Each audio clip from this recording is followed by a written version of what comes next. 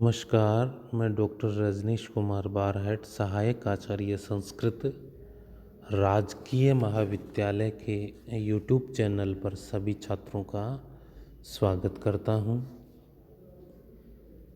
संस्कृत साहित्य स्नातक तृतीय वर्ष में चलने वाले विदुर नीति अंश का क्रमशः अध्यापन हम करवा रहे हैं। विदुर नीति महाभारत के उद्योग पर्व में अवस्थित जो 34वां 35वां अध्याय है उसको कहा जाता है। इन अध्यायों में विदुर जी द्वारा धृतराष्ट्र को नैतिक, राजनीतिक एवं धार्मिक उपदेश दिया जाता है। उन्हीं श्लोकों का अध्यापन हम क्रमशः करवा रहे हैं। 34वें अध्याय के कुछ श्लोकों का अध्यापन हमने गत व्याख्यानों में करवा लिया था। अब हम क्रमशः आगे बढ़ रहे हैं। 31वां जो श्लोक है, वाचन है, धर्मेण राज्यम विंदेत धर्मेण परिपालयेत धर्म मूला श्रियम प्राप्य न जहाति न हीयते। प्रस्तुत श्लोक प्रसंग इस प्रकार है। प्रस्तुत श्लोक महर्षि वेदव्यास विरचित महाभारत के उद्योग पर्व में स्थित विदुर नीति अंश से उद्धृत है। महाभारत में कुल 18 पर्व है, जिनमें उद्योग पर्व के 34वें 35वें अध्याय विदुर नीति नाम से प्रख्यात है, जो हमारे पाठ्यक्रम में संकलित है।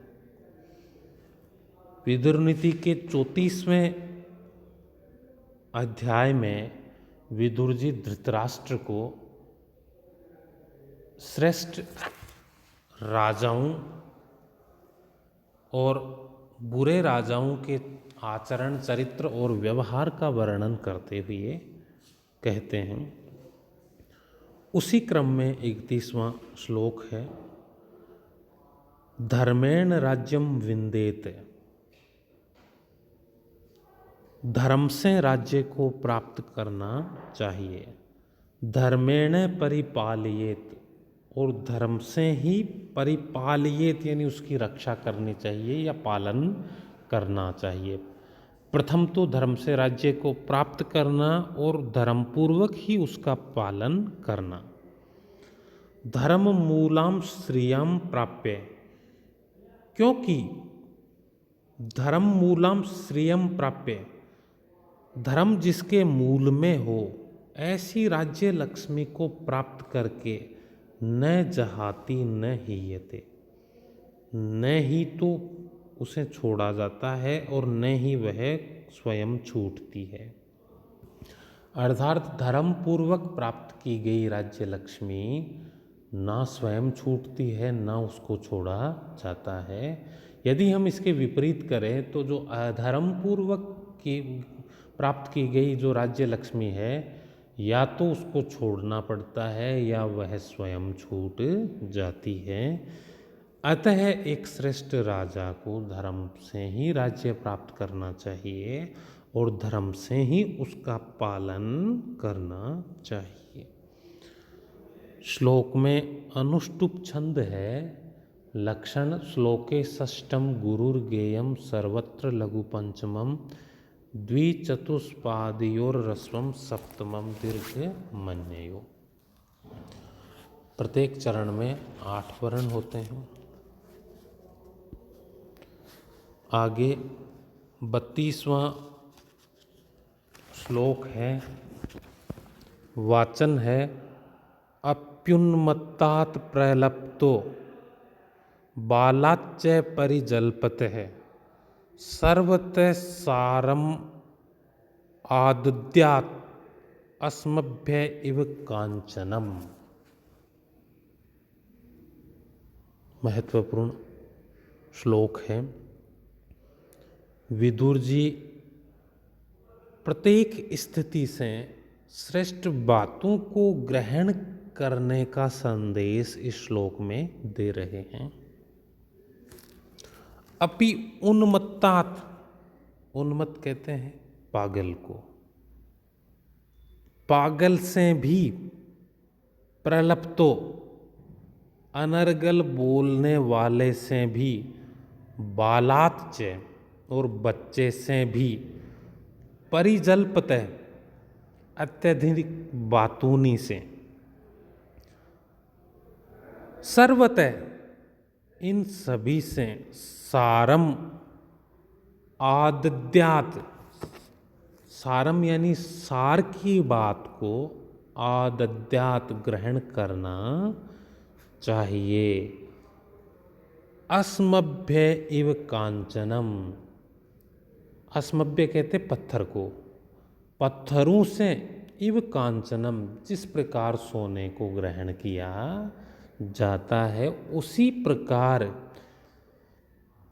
अधिक बोलने वाले पागल से, बातूनी से, बच्चे से, इन सभी से सार की बातों को ग्रहण कर लेना चाहिए। अर्थात जो कोई भी श्रेष्ठ बात कहे वहाँ से उस श्रेष्ठ तत्व की बात को ग्रहण कर लेना चाहिए। जिस प्रकार हम पत्थरों से सोने को ग्रहण कर लेते हैं, यद्यपि पत्थर महत्वपूर्ण नहीं है, लेकिन उनके मध्य में स्थित जो स्वर्ण है, उनके बीच कोई सोने का टुकड़ा पड़ा है तो वो भी ग्राह्य होता है, वो स्वर्ण ही है, उसका महत्व कम नहीं है। उसी प्रकार यदि कोई उक्त लोगों में से भी सार तत्व की बात कहता है तो उस बात का महत्व कम नहीं है, वह बात इन लोगों से भी ग्रहण करने योग्य होती है। अनुष्टुप छंद है और उपमा अलंकार का प्रयोग हुआ है। अस्मभ्य इव कांचनम, इस अंश में उपमा अलंकार का प्रयोग है। पागल, बच्चे और बातूनी लोगों से श्रेष्ठ बात ग्रहण करने की बात की तुलना पत्थरों से स्वर्ण ग्रहण करने की बात के साथ की गई है, अतः उपमा अलंकार है। यथा, इव, इव यहाँ पर वाचक शब्द है। विदुर जी ने श्रेष्ठ बात के महत्व को वर्णित करते हुए यह संदेश दिया है कि श्रेष्ठ बात हमें कहीं से भी मिले तो उसको ग्रहण कर लेना चाहिए। आगे 33वां श्लोक है। सुव्याहृतानि सूक्तानि सुकृतानि ततस्ततः संचिन्वन् धीर आसीत् शिलाहारी शीलम यथा।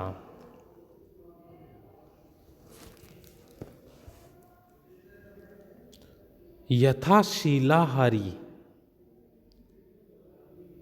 जिस प्रकार शिलाहारी शीलम धीर है, ततस्ततः सुव्याहृतानि सूक्तानि सुकृतानि सचिन्वन आसीत। जिस प्रकार शिलाहारी कहते हैं खेत में बचे हुए जो अनाज है उससे आहार लेने वाला, उससे अपनी आजीविका पेट भरने वाला, अनाज के बचे हुए कणों को चुग चुग कर जो पेट भरने वाला है उसे शिलाहारी कहते हैं। खेत में अनाज निकालने के बाद जो अनाज के दाने बच जाते हैं, उन दानों का संग्रह, उनको इकट्ठा करके कुछ लोग अपना पेट भरते हैं, आजीविका चलाते हैं, उनके लिए यहाँ शिलाहारी शब्द है। तो जिस प्रकार जो शिलाहारी है, जो बचे हुए अनाज के कणों से अपनी आजीविका चलाता है, वह एक एक दाना चुगता रहता है। यथा शिलाहारी शीलम, जिस प्रकार शिलाहारी, शील कहते हैं दाने को, शीलम, संचिन्वन आस्ते चुनता रहता है, उसी प्रकार धीर है, जो धीर पुरुष है, धैर्य वाला व्यक्ति है, ततस्ततः जहाँ कहीं भी सुव्याहृतानि सुक्तानि, अच्छी सुव्याहृतानि श्रेष्ठ बातें, सुकृतानि और श्रेष्ठ कर्म उसको जहाँ कहीं भी मिलते हैं, स संचिन्वन आसीत, वहाँ से वह उनको चुनता रहता है।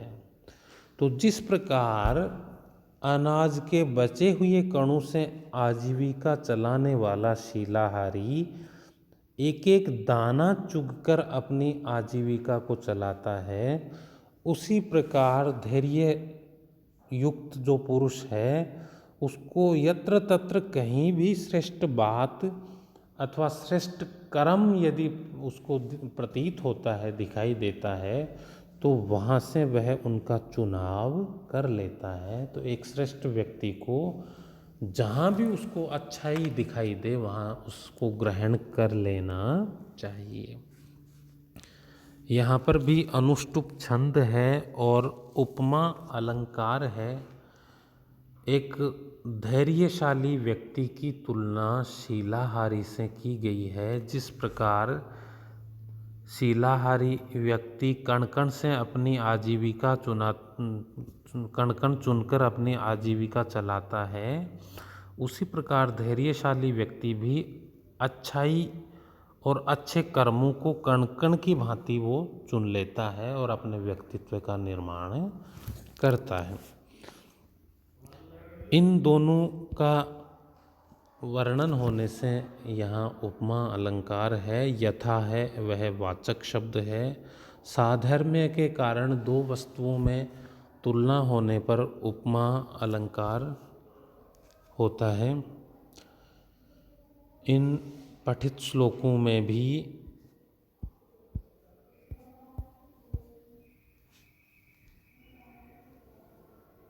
विदुर जी द्वारा धृतराष्ट्र को एक श्रेष्ठ राजकीय कर्तव्य और राजनीतिक मूल्यों के संदर्भ में अच्छे राजा के दायित्वों और उसके द्वारा जो आचरण और किस तरह का व्यवहार करना चाहिए उसका वर्णन इन श्लोकों में किया गया है। अग्रिम श्लोकों का अध्यापन हम अग्रिम ऑडियो वीडियो ई व्याख्यानों में करवाएंगे। धन्यवाद।